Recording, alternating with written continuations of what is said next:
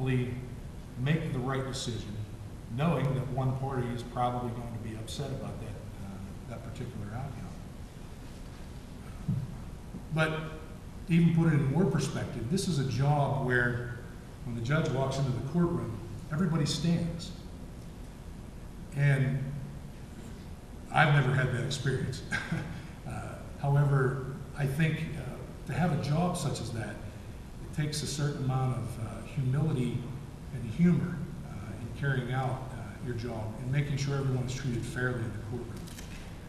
Because ultimately, the system only works if we, the people, believe in the system. If the people believe that the judge is somewhat biased or doesn't care about the case, then we've lost all the way around. All right, the next question will go first to Mr. Tatoris. Are there changes you feel could be made to improve the functioning of our county's Court of Common Pleas? Yes, 3 areas come to mind.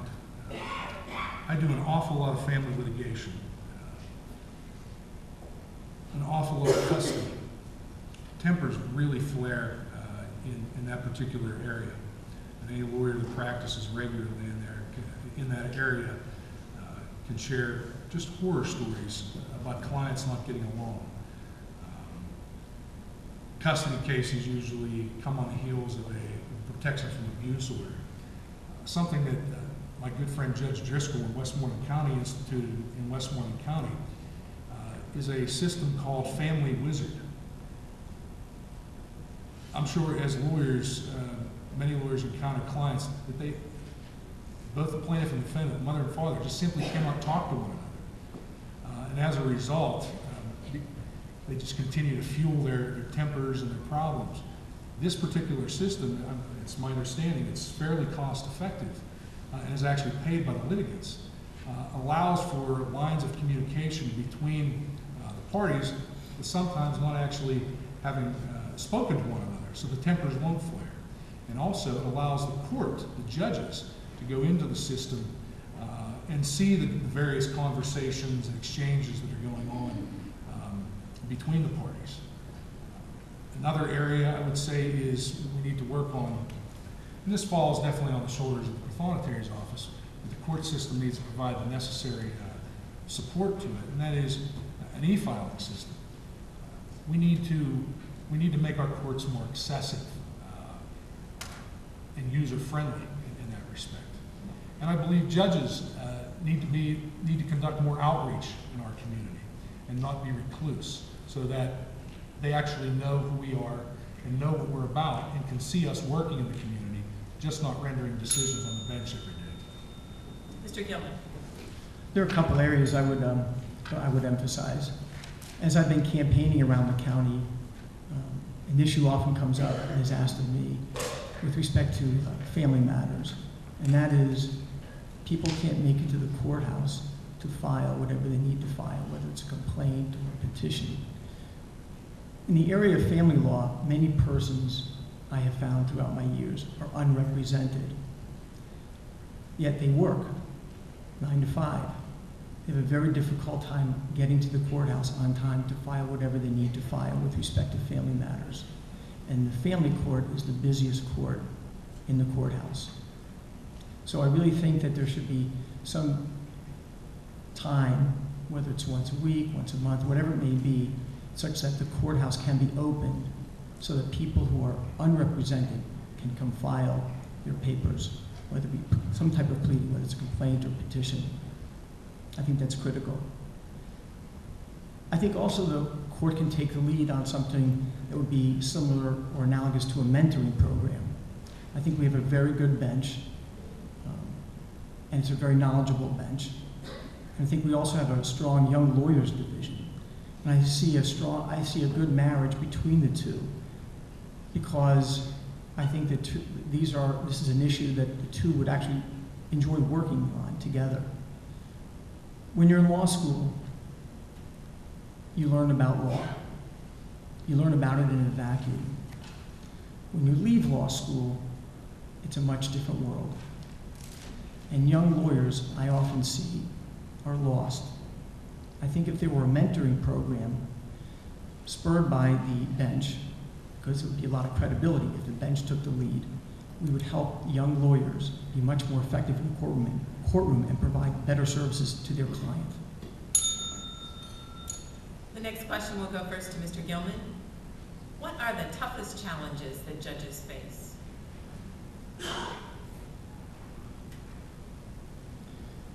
Well, I think the toughest challenges a judge will face is always being sure that you are being perceived as impartial. I think that's absolutely critical. And I'm sure that there are issues that come up when people talk about the fact, well, judges run for office and they're not appointed. Or this is a small community, so very often judges know many people. I think it's absolutely critical for a judge to always be mindful that they must sit impartially, number one. And number two, that if there's any appearance of any impropriety, they must disclose that and consider recusing themselves. I think that this is an issue that weighs on the credibility of the bench from day one forward.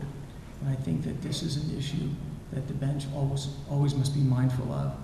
And there are times that there are tough decisions, whether you should recuse yourself or not, but it's something you should always be mindful of and be wary of. Mr. Titoris.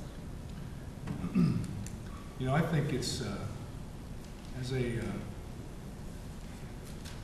lawyer, and I think it would be the same with a judge. Many of us here are married. As a lawyer, I found sometimes one of the toughest things to do when you come home from a hard day at the office and you just had a rough case or you just had a rough day, and you can't talk to your spouse about it. We all have friends. We're all involved in activities, and people are very interested about what lawyers do and what type of things they're working on. And we're almost like a ship at sea. The information that clients tell us, we can't reveal those things with other people. Judges are the same way. The judge can't go home and talk about their cases with their spouse. They can't talk about them with people in their church. They can't talk about them with their neighbors. You have to, that's tough sometimes, but you just have to bite your tongue and make sure you don't do it. Because you have to conform and you have to protect the sanctity of the attorney-client privilege. And as a judge, Mr. Gilman is absolutely right. The Code of Judicial Conduct is actually higher. It's a higher standard than a judge. You cannot, under any circumstance, engage in any type of activity that would call the judge's judgment into question, whether they are being fair or impartial. The judge is always supposed to avoid the appearance of impropriety. And that is the judge must always safeguard that. Because again, as I've said, if people do not believe that the system is there working for them and is working fairly, and they lose faith in it, then again, we've all lost. And our society, and especially our court system, has lost. This question will go first to Mr. Titoris. Thinking further about being free of bias, how would you work as a judge to make not only yourself but your courtroom free of bias and supportive of equal justice under the law?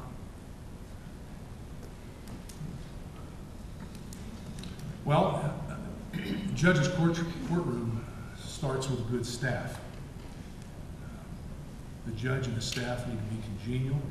They need to trust one another. And it also starts with strong leadership within the courthouse. I think that's one thing our courthouse has always done a very good job of. I actually credit Judge Odell Seneca with that. She's very, very tough on the court personnel in terms of making sure they don't involve themselves in political activity. But the judge has to police their own ranks as well.